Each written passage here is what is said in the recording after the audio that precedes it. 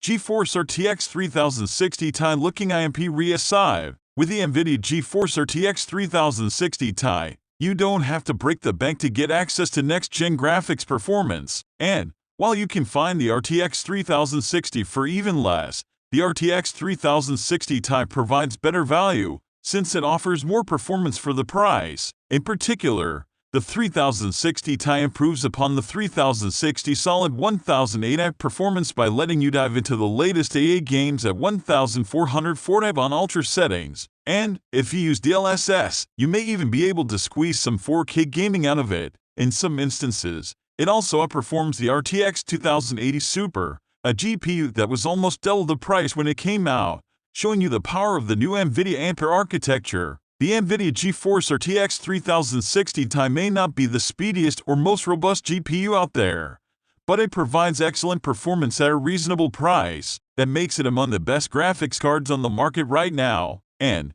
it's an ideal GPU for those who consider flagship cards like the NVIDIA GeForce RTX 3080 or the pricier NVIDIA GeForce RTX 3090 too expensive. It is possibly the best NVIDIA GeForce graphics card for most gamers and easily holds off the resurgent competition from the best AMD graphics cards in its class. The NVIDIA GeForce RTX 3060 Ti is available starting December 2, 2020, and you can pick it up starting at $399, about PS $299, a $540. This largely falls in line with what we'd expect a graphics card in this segment to cost, especially considering the NVIDIA GeForce RTX 2060 Super started at the same $399, about PS $315, a $580, and the RTX 2060 was $349, about PS $260, a $475. The RTX 3060 Ti falls right around the same price as the RTX 2060 Super, while being as powerful as the RTX 2080 Super, a card that retailed for $699, about PS $560, on an $890. That card was a 1440p Ultra machine, and so it follows that the 3060 Ti will be as well, and now it's way cheaper. The NVIDIA GeForce RTX 3060 Ti is based on the same Ampere architecture as the RTX 3080, and gives us a look at what the Ampere lineup will look like in the mid-range and budget segment of the GPU market. This isn't exactly going to be the graphics card that'll push Watch Dogs Legion with ray tracing at 4K, but it is definitely up to doing it at 1080. With this graphics card, you're getting 8 GB of the same GDDR6 memory found in the RTX 3070, paired with 38 Ampere streaming multiprocessors, SM. However, because of changes NVIDIA has made to its SM since Turing, each of these now has 128 CUDA cores, double that of the 64 in each Turing SM. That means there are now 4,864 CUDA cores in the RTX 3060 Ti, up from the 2,176 found in the RTX 2060 Super. Power consumption sees an increase over the RTX 2060 Super, but it's not as pronounced as other cards in the NVIDIA Ampere lineup. The total graphics power, TGP, is 200W for the RTX 3060 Ti, up from the 175W of the RTX 2060 Super. It's more, but it shouldn't be so much more that you'll need to worry about upgrading your power supply to accommodate, assuming you have a competent one in the first place. That is, back in Turing, each SM had 2 data paths, one dedicated to floating point, FP32 workloads, and the other dedicated to integer. With Ampere, and thus the RTX 3060 Ti, NVIDIA was able to engineer the SM to have one of the data paths essentially able to pull double duty, which is why the amount of CUDA cores has effectively doubled per SM with Ampere. Outside of CUDA cores, each SM also has tensor cores for AI workloads like deep learning supersampling, DLSS, and dedicated ray tracing cores. Each SM has 1 RT core and 4 tensor cores. The dedicated among you might have noticed that's half the amount of tensor cores in each SM than Turing had.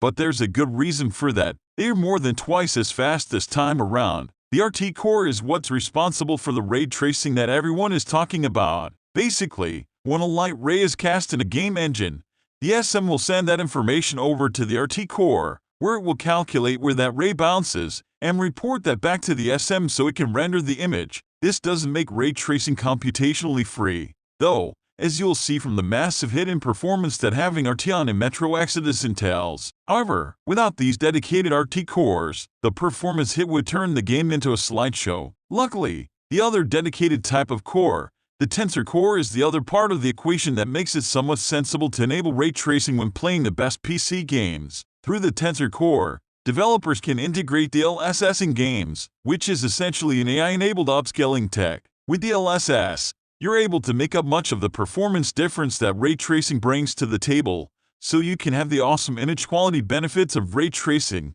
without sacrificing too much in the way of performance. In fact, without DLSS, ray tracing simply wouldn't be worth it. The NVIDIA GeForce RTX 3060 Ti also brings a wealth of features to the table too. As sports players are going to love NVIDIA Reflex, which aims to cut system latency.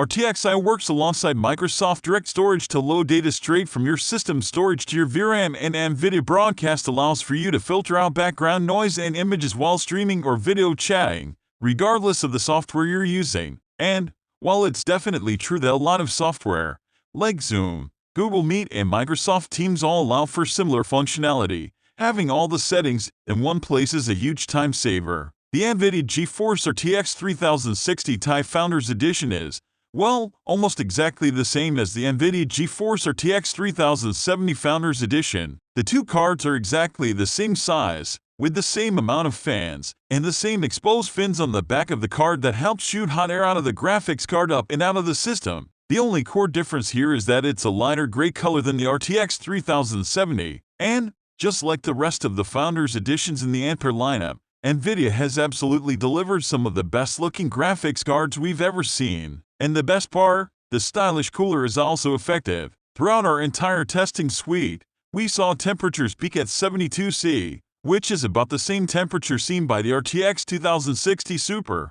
But while consuming 10% more power, it's not all sunshine and roses though. While the cooler itself is amazing, shrinking down the GPU board to accommodate it brings the same drawback here as the rest of the lineup. Namely, the RTX 3060 Ti is using the same 12-pin power connector. NVIDIA does include an adapter in the box, which lets you connect one 8-pin PCIe cable to the 12-pin port, but it does make cable management a little more of a trouble. Luckily, PSU manufacturers have already started working on dedicated 12-pin PCIe cables, so hopefully that problem goes away as time goes on. What we love about new mid-range graphics cards like the RTX 3060 Ti is that they bring the baseline of PC gaming performance up, due to how accessible they are to everyone. The NVIDIA GeForce RTX 3060 Ti absolutely blows the RTX 2060 Super out of the water, just like the rest of the Ampere lineup has done to its predecessors. In 3D Mark Time Spy Extreme, for instance,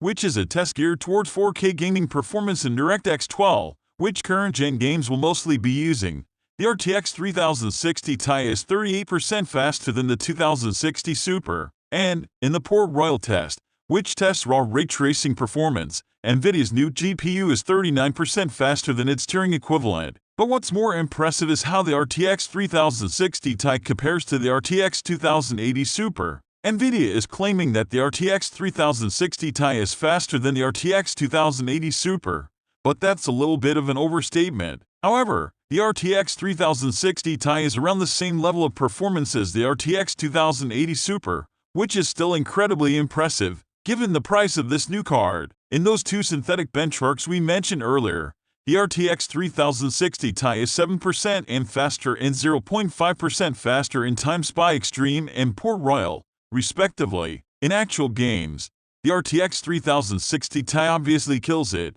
In Metro Exodus without ray tracing and on the ultra quality preset at 1440p, the RTX 3060 Ti manages 69 FPS to the RTX 2080 Super 68 FPS, which is within margin of error. When you turn on ray tracing, however, the third-generation RT cores get to stretch their wings, with a wider 8% performance lead. Throughout most of the games we tested the NVIDIA GeForce RTX 3060 Ti in, the graphics card showed its strength in 1440p gaming, with only Red Dead Redemption 2 and Total War: Three Kingdoms resulting in frame rates less than 60 FPS at max settings. And, considering just how heavy those two games are, the RTX 3060 Ti scores of 55 FPS and 59 FPS, respectively, is damn impressive. Throughout most of the games we tested the NVIDIA GeForce RTX 3060 Ti, the graphics card showed its strength in 1440p gaming, with only Red Dead Redemption 2 and Total War: Three Kingdoms resulting in frame rates less than 60 FPS at max settings. And, considering just how heavy those two games are, the RTX 3060 Ti scores of 55 FPS and 59 FPS, respectively, is damn impressive. The NVIDIA GeForce RTX 3060 Ti brings game-changing 1440p performance to the mid-range market, and should remain a go-to 1440p card for quite a while, considering how both AMD and NVIDIA have set their sights on 4K as the new flagship battleground. And, when it comes to straight 1440p performance, the RTX 3060 Ti absolutely stands completely on its own in the marketplace when you consider both the performance and the price. This graphics card is around the same price as the AMD Radeon RX 5700 XT, but is around 35% faster throughout our testing. We're sure AMD has something in the cards to make this recommendation a little more complicated.